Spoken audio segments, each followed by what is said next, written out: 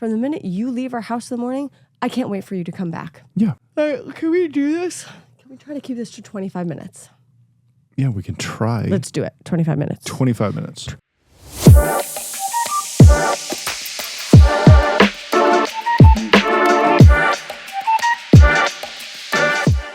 Hey, welcome to another episode of the Matt and Fiona Show. Thank you so much for joining us. We're incredibly happy that you're here. As always, go like, share, and subscribe, all of those things. Now let's get right into it. Today, we are super excited to talk about family teamwork. Yes. Yes. All right. Here's where this came from and what we got talking about as we were doing dishes, which is typically when this happens. All right. I work a lot, right? Yes. Like, it is not uncommon for me to be working on a Saturday, et cetera, et cetera, et cetera. So the other day, I was walking onto a site. It was late in the day. And again, we finished up another job early. I had an opportunity to swing by a site kind of on the way home. Yep. Worked for about an hour and a half. Just keep moving that job forward so that, you know, the next week it was going to be that much further ahead. Right. Ready to go. And I walk on, and one of the contractors kind of looks at me. He's like, "What are you doing here?" I'm like, "Well, working." Like, what do you think? "No, I'm visiting for funsies." And he's like, "Oh, okay." I'm like, "Yeah, like this is not weird." Right. It's Right? your job site. Yeah, and it's my site. I'm showing up to try and Work. hustle it along for a minute. And he goes, just avoiding going home to the wife, huh? I'm like, no. The opposite of that. I am hustling hard so that I can spend more time with her. I'm never trying to avoid Fiona. And he just kind of looked at me like, huh? I'm like, are you avoiding your wife? He's like, yeah, I am. I'm working late tonight for that reason. I went, interesting. We have two different approaches to this. And then we started talking about some other stuff. And the whole time I was there, the number of times I've heard that, Yes. right? The number of times that, you know, we're working late to try and finish something up and somebody makes the joke. And I'm aware that this is just a joke. But it kind of bugged me. Because, again, if I could figure it out, I'd love to take you to most job sites. Right. Well, not really, because they're job sites and sometimes they're not great. But it's this whole concept of not wanting to spend time with your spouse. Right. And not wanting to, right, wanting to have, as we are 3 minutes in and I'm getting into trouble already, always wanting to go have a girls' night or a guys' night or, you know, a girls' trip. Right. Or a boys' golf trip, right? Like we've become really good friends with some friends of ours. Yeah, that's weird. Specifically for the fact that, or not only for the fact, but we discovered that this is something that we both kind of agree on, of we want to do things together. Yes.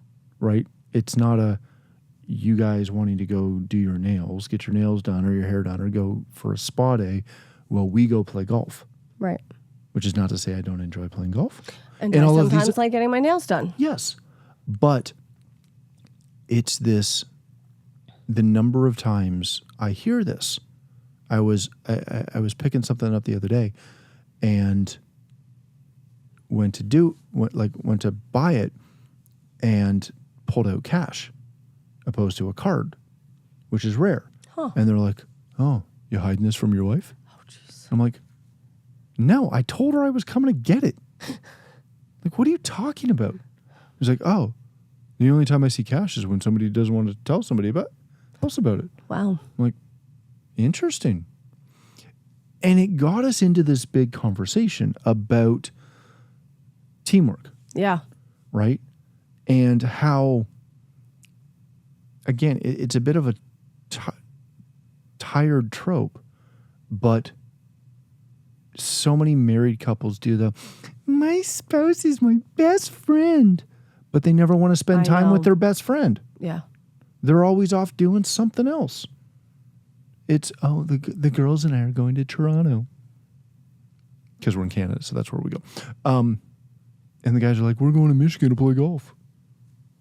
And I'm all for that. I don't have an issue with it, except when it takes precedent over building a strong relationship.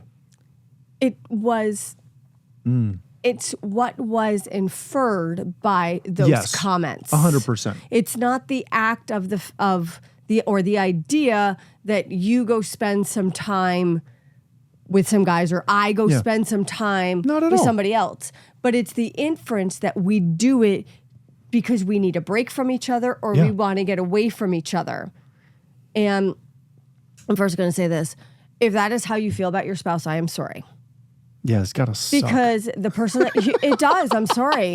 Because the person that you live with and are literally committed to spend your life with, it's so much better when you want to spend time with them.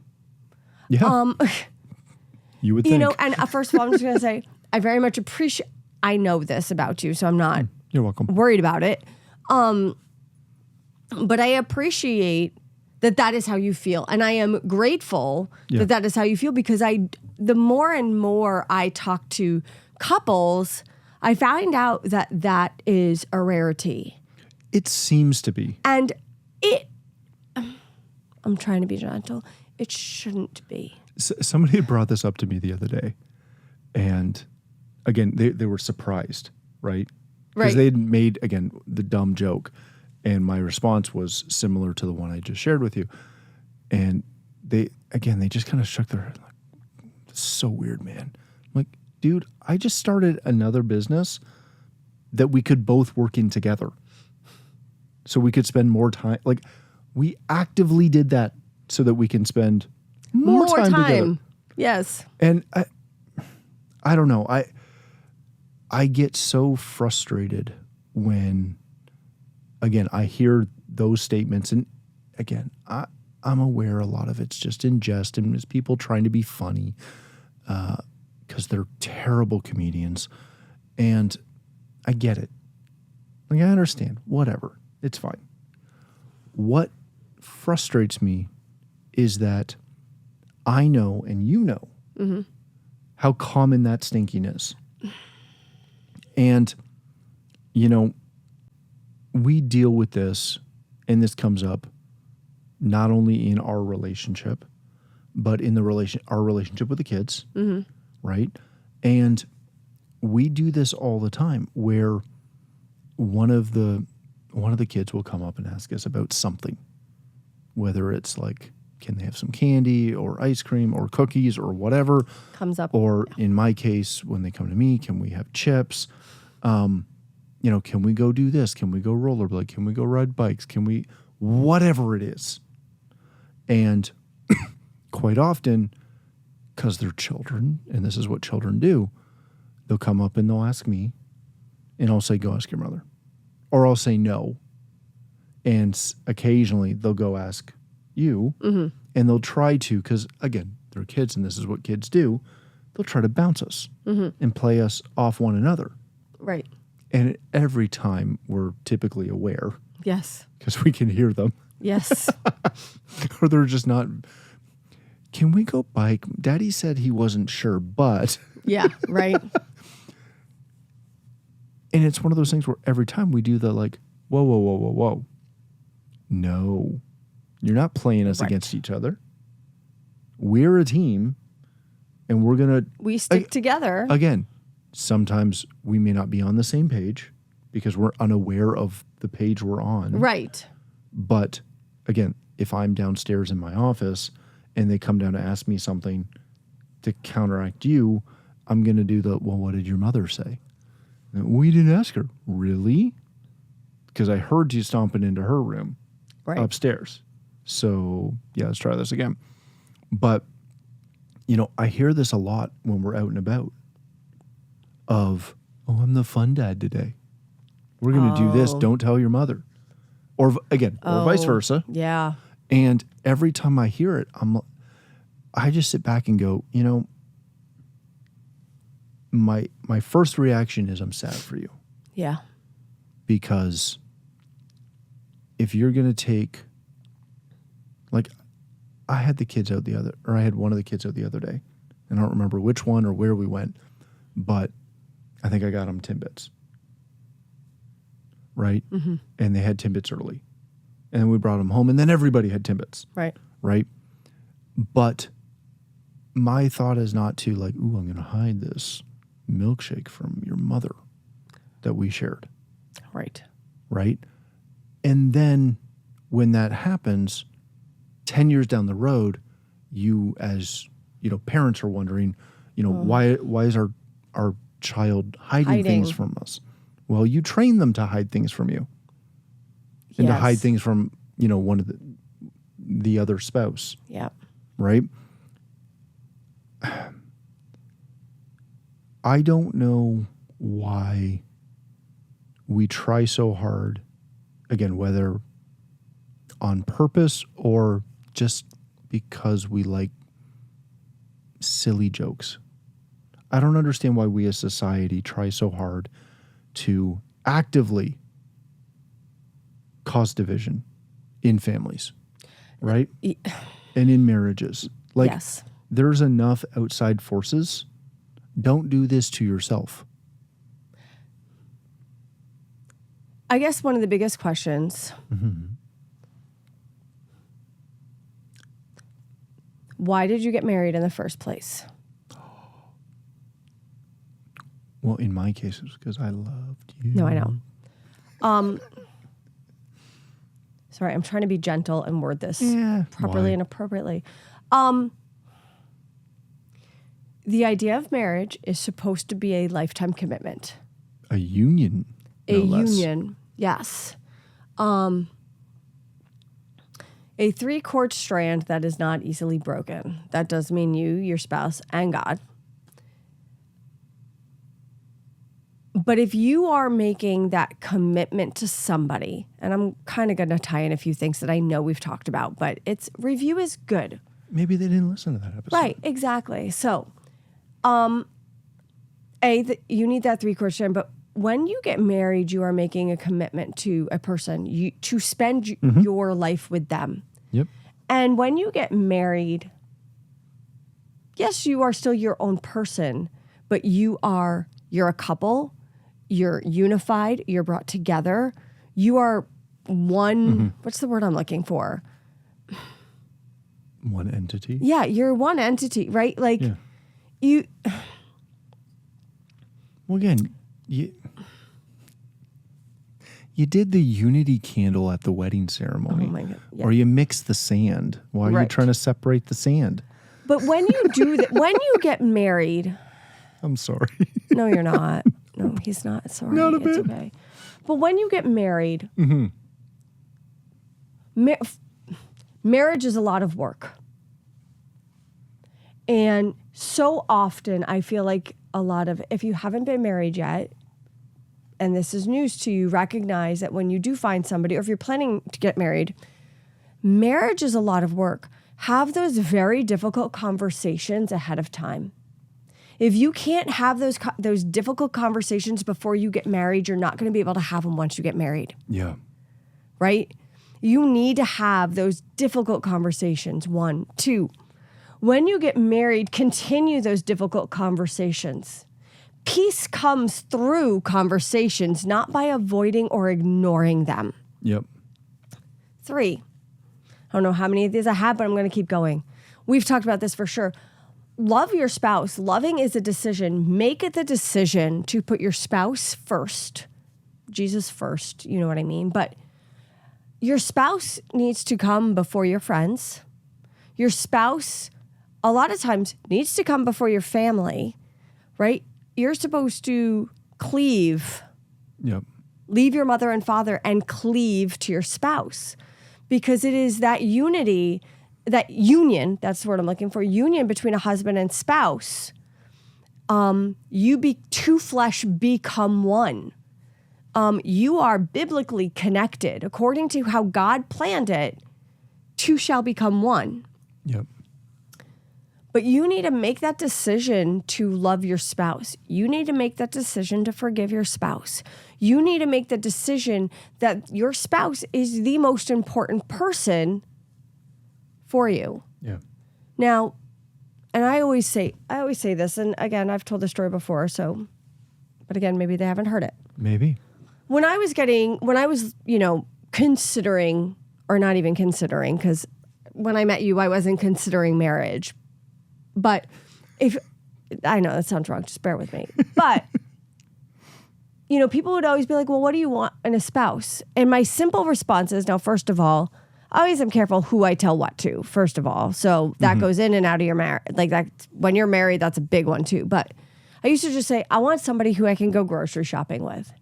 Meaning I want to spend time with somebody, and I want that person to want to spend time with me no matter what we're doing in the very ordinary mundane, yep. Thank you, parts of life. And I used to get people who would look at me more than not and be like, who are you kidding? That is not marriage. And I'm like, well, it should be.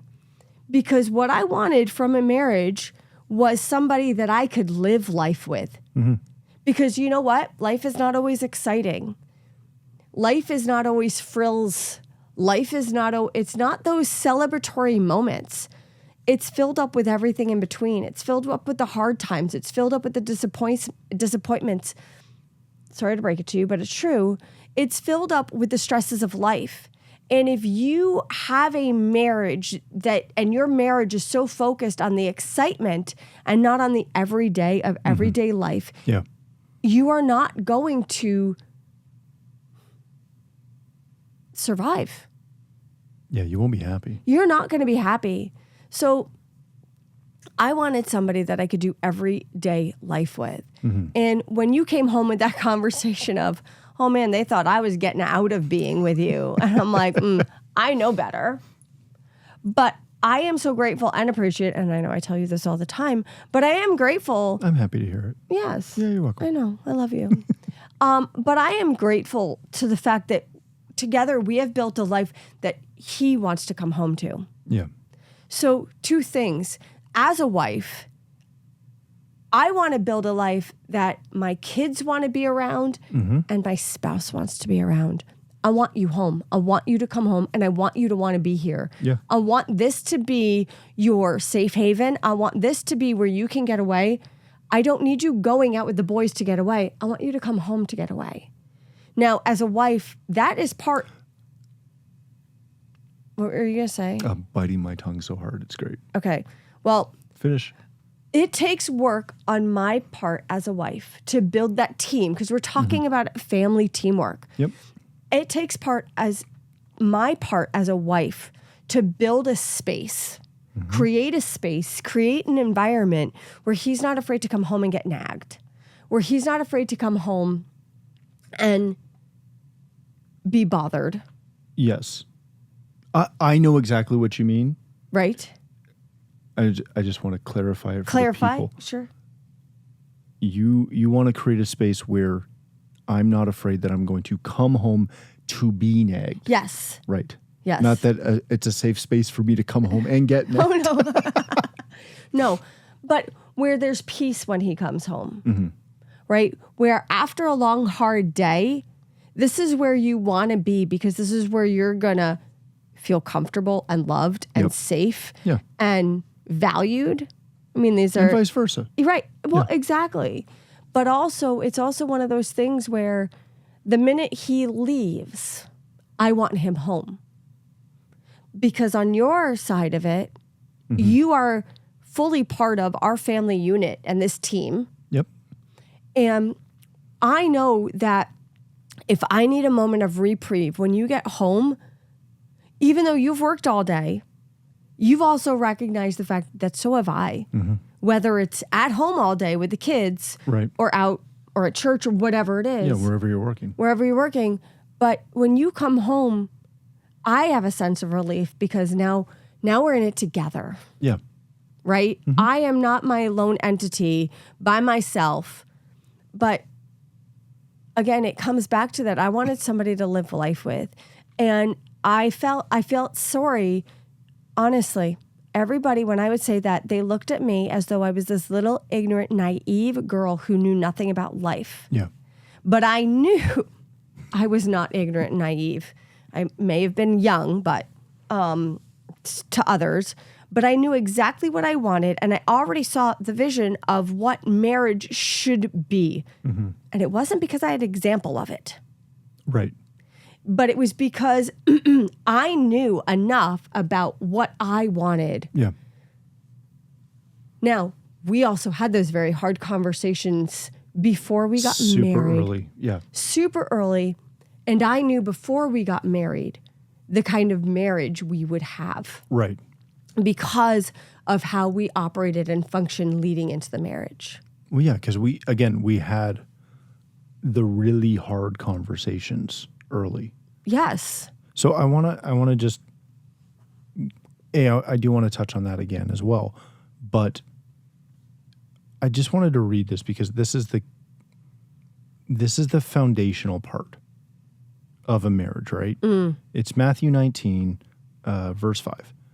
For this reason, a man shall leave his father and mother and be joined to his wife, and the two shall become one flesh. There's your candle or your little sand thingy. Yes. So that they are no longer two, but one flesh. Therefore, what God has joined together, let no man separate. Yeah. Right? Yes. And again, there's iterations of that verse or that concept throughout the Bible. Right. Right?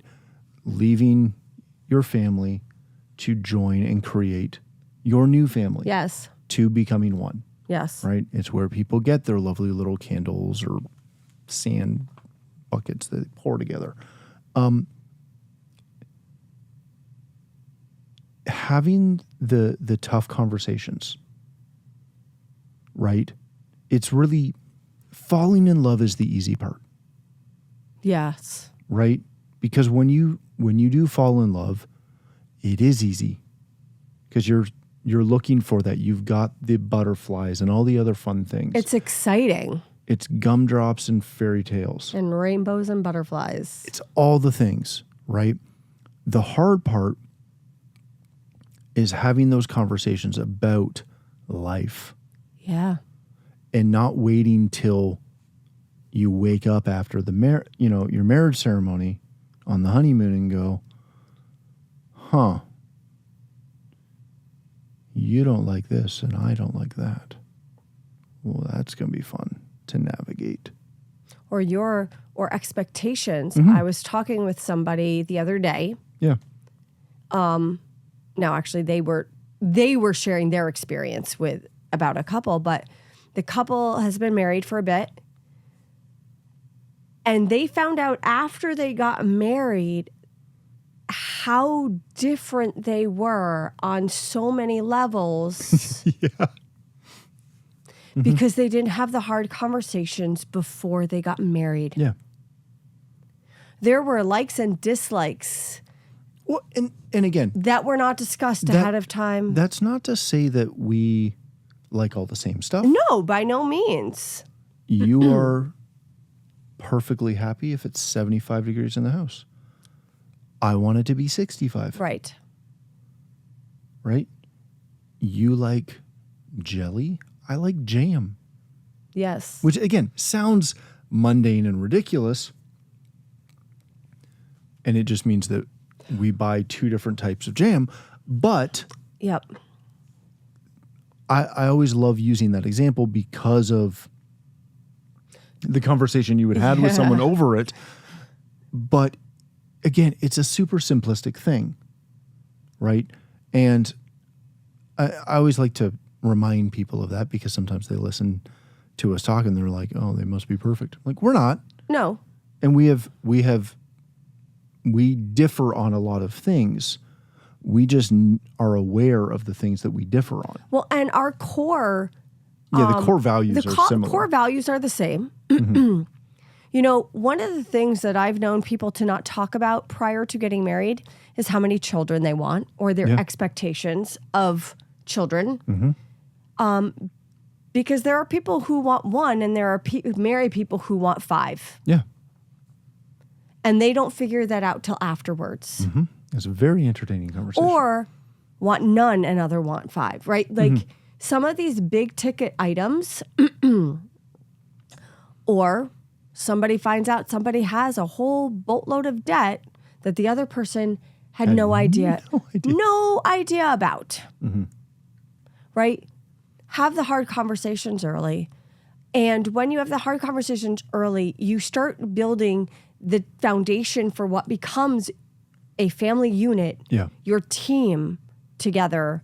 But create a space. I hate that space word, but I'm just using it. Environment. Create a marriage. Atmosphere. Where you want to be with each other. It's not a place or a connection you want to escape from. It's something to build and grow on. Excuse me. And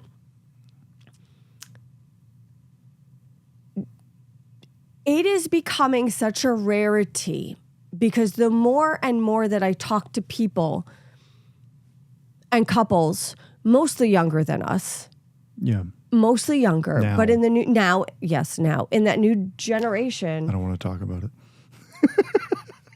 We're still young, okay? Anyway. Youngish. Yeah. But again, we're coming up on 19 years of marriage next month. It is not, do not become 2 independent lives who happen to have a certificate together. Yeah. Don't become roommates. Yeah, don't become roommates. Because there is something, when friends leave, when kids leave, you can create a life with somebody, not easy, but so rewarding that you have go ahead. Put in the work. Put in the work. Yes, put in the work. Be an adult and put in the work. That's always my big. So can I just use an example real Go quick? for it. And I'm going to, differences. Real quick. I'll use this as the last example. When there's an issue, we don't have a lot of them, but it does happen. Or something comes up, I want to talk about it right now. Like right now. Like let's go. I want to get this off my chest. I want to deal with it immediately. We got time. You need to remove yourself from the situation, decompress. Yeah. And then you're good to talk. And I had to learn this. This was one of those things I had to learn that we didn't figure it out after. Ditto. Right. Absolutely. But we knew it ahead of time because we had talked about that. We did not. Putting it into practice. Yes. Managing it. Yes. Was different. I had to control my emotions, knowing that if I breathe a little bit, walk away, let you have a moment, and then come, we are going to be so much more productive. Yeah. Instead of escalating a problem that is the size of a mustard seed into a molehill. I don't know if that's the right. Sure. You get the point. On my end, it was get yourself right faster. Right. Well, and also because you wanted to obviously have that conversation right away. Yep. And I was happy to let it rest and chill. And sometimes never have the conversation. Very much so, but like definitely expand it out. Yes. Right? So you had to learn to pause a bit. Yep. And I had to learn to speed that process up. Right. So that we can meet in the middle. Yes. And compromise. But in the end, it led to, 19 years later, where it's no longer a fight for me to wait a few minutes. Yeah. And it's also, there are moments in time when you're having a hard time, and I need to recognize that I don't need to push you at that moment. Right. Sometimes I even just go pray for him. Because if I need to do something... So novel. Right? Such a novel idea. But there are times where instead of talking to you because I know you're not ready, I'll go talk to him. Yeah. And then we manage it and it doesn't escalate. And instead we resolve. Yeah. But anyway, long of the short is stop trying to live two separate lives, become a family team and become a place, create a home where husband, wife, you guys become a team. Learn the other person. You're married. I mean, this is for married couples. Or if you're looking at getting married, this is great advice. I mean, honestly. But create a space where you work together because you're one person. You have to, I always used to say this, marriage is not easy because it's life times two. Life is hard on its own, but it becomes life times two. Work together as a team to figure how you can become unified as one. Yep. Because that's what we're called to be. Yeah.